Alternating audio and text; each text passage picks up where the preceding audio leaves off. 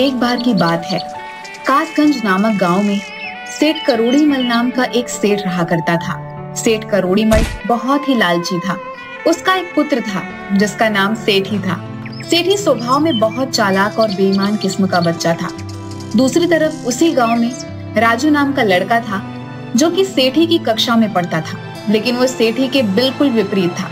एक दिन स्कूल में, ओए राजू, तुमने हॉलिडे का सारा टास्क बना लिया क्या?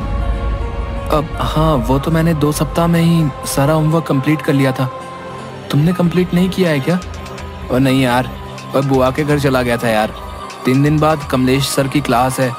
अगर होमवर्क कंप्लीट नहीं रहा तो सर मुझे पनिशमेंट देंगे। मुझे बचा लो प्लीज। लेकिन बुआ के यहाँ तो तुम 1 सप्ताह के लिए ही गए थे, बाकी के 1 महीना तुम्हारे पास टाइम था, उसमें क्यों नहीं होमवर्क किया? अरे छोड़ना यार, तू अपनी नोटबुक दे दे, कॉपी करके तीसरे दिन तुम्हें लौटा दूंगा। दोस्त के लिए तू इतना भी नहीं कर सकता क्या? ठीक है दोस्त, लेकिन तू मेरी नोटबुक टाइम पर लौटा देना प्लीज। ये भी कोई कहने की बात है भाई। तीसरे दिन कमलेश सर का क्लास रहता है। क्लास में सेठी हाथ की उंगली में पट्टी बांधकर आता है। हाँ तो बच्चों, काफी लंबी छुट्टी के बाद हम लोग मिले हैं। आप सभी ने होमवर्क कंप्लीट कर ही लिया होगा। सभी अपनी होमवर्क की नोटबुक लाकर मेरे टेबल पर रख दो। सेठी, मेरी कॉपी तो मुझे होमवर्क की कॉपी सर के टेबल पर रखनी है। मैंने तो तुम्हारी कॉपी सर के टेबल पर रख दी है। अब भाई का इतना भी काम नहीं कर सकता क्या? अरे राजू, तुमने होमवर्क की कॉपी नहीं जमा की? सर टेबल पर ही रखी हुई है। यहाँ पर तो नहीं है। आज तो सेठी की भी कॉपी मेरे पास है। लेकिन वो तो मेरी कॉपी है। क्यों सेठी?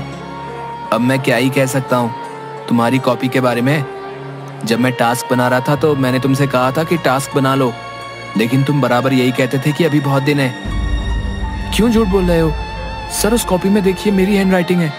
राजू सही कह रहा है सर, मेरी कॉपी में राजू की ही हैंडराइटिंग है। मेरी तो उंगली कट गई थी तो राजू से रिक्वेस्ट की थी कि मैं बता रहा हूँ, तू बस लिख दे।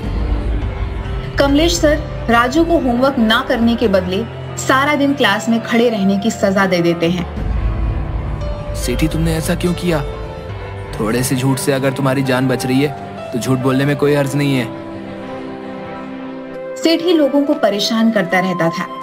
इसी तरह 10 साल बीत जाने के बाद सेठी शहर में एक बहुत बड़ा रेस्टोरेंट बनाता है, और वहीं अच्छे नंबर और अच्छी डिग्री होने के बावजूद राजू गरीब बेरोजगारी का जीवन जी रहा था। सरिता, आज मुन्नी सुबह से क्यों रो रही है? आज घर में कुछ नहीं है, मुन्नी दूध के लिए रो रही है। ठीक है, कुछ देखता हूँ। राजू सभी जानने वालों से पैसा मांगता है, लेकिन कोई भी नहीं देता। थक हार कर वह सरिता का मंगलसूत्र गिरवी रखकर खाने के लिए कुछ सामान लेकर आता है, और बचे कुचे पैसों से अंत में वह एक चाय की दुकान खोल लेता है। एक दिन सेठी उसकी दुकान के सामने से गुजरता है।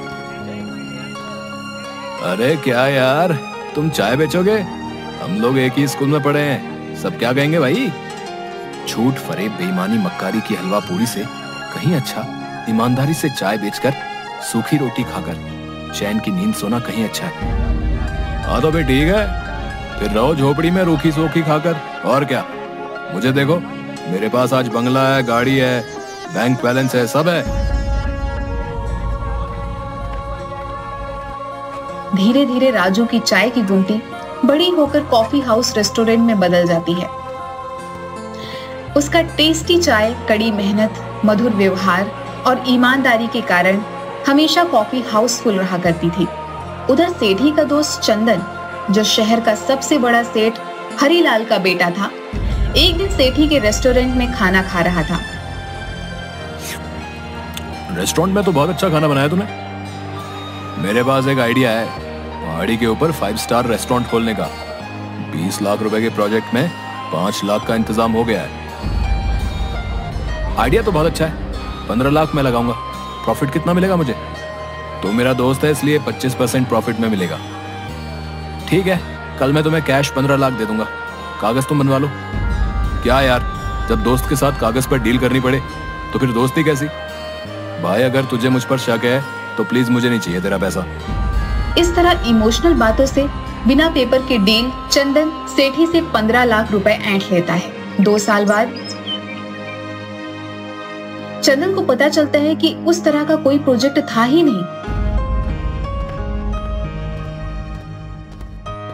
सेठी, तूने फर्जी प्रोजेक्ट के नाम पर मुझसे 15 लाख जो लिए हैं ना, वो वापस कर। अरे कौन सा प्रोजेक्ट, कैसा पैसा और किसका पैसा? कोई कागज या बैंक रिसीट है तो दिखाओ भैया। देख सेठी, मैंने पहाड़ी में रेस्टोरेंट के लिए तुम्हें 15 लाख कैश दिए थे।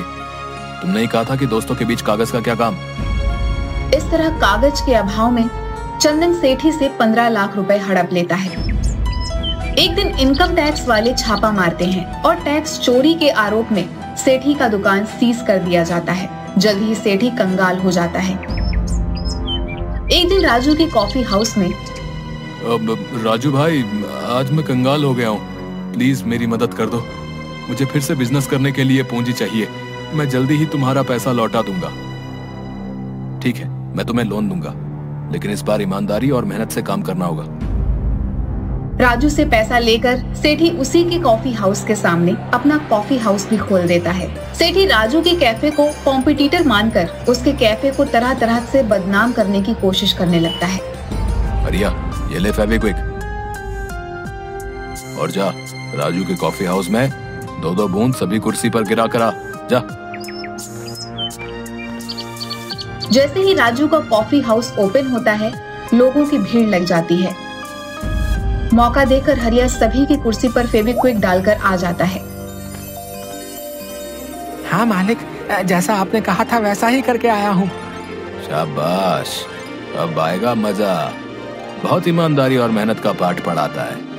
अब देखता हूँ तेरा कॉफी हाउस कैसे चलता है। उधर फेविक्विक लगी हुई कुर्सी पर बैठने से सभी कस्टमर का पैंट चिपक जाता है। उठते समय उनके पैंट फट जाते हैं। पूरे कॉफी हाउस में हंगामा खड़ा हो जाता है। राजू को कुछ भी समझ नहीं आता कि यह सब कैसे हुआ, लेकिन तुरंत ही वह अपने बुद्धि विवेक से काम लेता हुआ अनाउंस करता है कि प्लीज शांति बनाए रखें। पता नहीं ये किसकी हरकत है, लेकिन राजू कॉफी हाउस आप सभी कस्टमर्स को माफी के तौर पर एक नई जीन्स आधे घंटे के अंदर आपको प्रोवाइड करवा रही है। हमारी ओर से हुई असुविधा के लिए आपसे क्षमा चाहते हैं। अरे क्या हुआ राजू, तुम्हारी दुकान पर हो रहे हंगामे को सुनकर मैं दौड़ा हुआ आया। देखो ना दोस्त, किसी ने कॉफी हाउस की कुर्सी में फेविक्विक लगा दिया है। भाई, तुम्हारे कस्टमर तो बहुत सीधे हैं जो एक जीन्स पर मान गए। मैं होता तो तुम पर कंज्यूमर कोर्ट में केस कर देता। डियर कस्टमर, आपकी जीन्स आ गई है। आप लोग अपने अपने साइज के अनुसार जीन्स लेकर पहन लें। एक बार फिर सेठी की चाल फेल हो जाती है, लेकिन सेठी अपनी हरकतों से बाज नहीं आता। एक दिन सेठी अपने दोस्त जीवा की मदद से एक प्लान बनाता है। भाई जीवा, मैं चाहता हूँ कि मेरे सामने वाला कॉफी हाउस किसी तरह मेरा हो जाए, लेकिन हर बार मेरी तरकीब राजू फेल कर देता है। कोई बात नहीं गुरु, इस बार जीवा का प्लान है जो कभी फेल नहीं हो सकता। ऐसा क्या सोचा है तुमने कि वो प्लान फेल नहीं हो सकता? प्लान ऐसा है कि हम लोग किसी तरह उसके चाय के दूध में चूहे मारने की दवा मिला देंगे। फिर एक बार अगर कॉफी हाउस बदनाम हो गया तो फिर हमारी दुकान चल पड़ेगी। देख भाई, ये काम हरिया ही कर सकता है।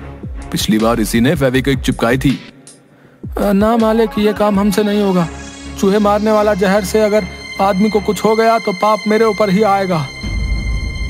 अरे हरिया, इसी इमोशन के कारण तुम लोग गरीब के गरीब ही रह जाते हो। कोई बात नहीं, ये काम हम दोनों करेंगे, वो भी आज ही रात।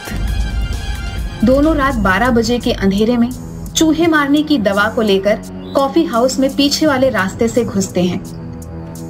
अबे जीवा, ठीक से चल, मुझसे बार बार क्यों टकरा रहा है? ऐसी अंधेरे में कुछ दिखाई नहीं दे रहा। मैं तो ठीक से ही चल लिया हूँ, लेकिन ससुर ये जमीन ही ऊपर नीचे, अंधेरे में पता ही नहीं चल लिया है।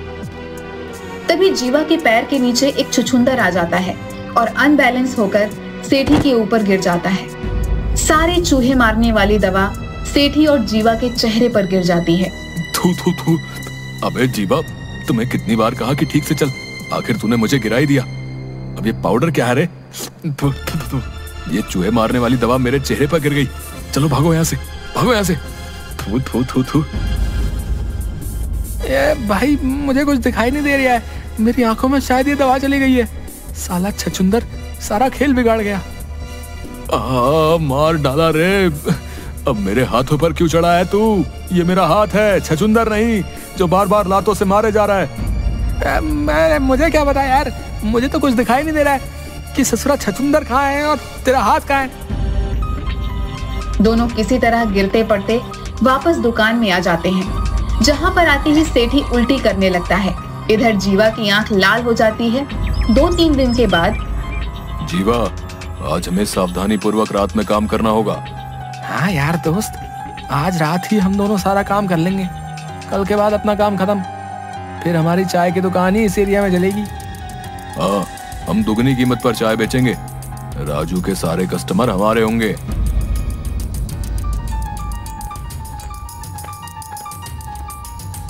दोनों रात को फिर से राजू की दुकान पर जाते हैं और दूध में चूहे मारने वाली दवा मिलाकर वापस आ जाते हैं। कालू, जल्दी से सारा टेबल कुर्सी साफ कर दे। देखना कि कहीं कोई चिपकने वाला पदार्थ, फेविक्विक या च्युइंगम कुर्सी या टेबल पर ना लगाओ। आज संडे, वैसे भी कॉफी हाउस में भीड़ ज्यादा होगी। जी मालिक, उस दिन की फेविक्विक की घटना के बाद से मैं एक-एक कुर्सी और टेबल को अच्छी तरह साफ करता हूँ। उसकी चिंता मत कर तू, केवल मन लगाकर साफ सफाई कर ले।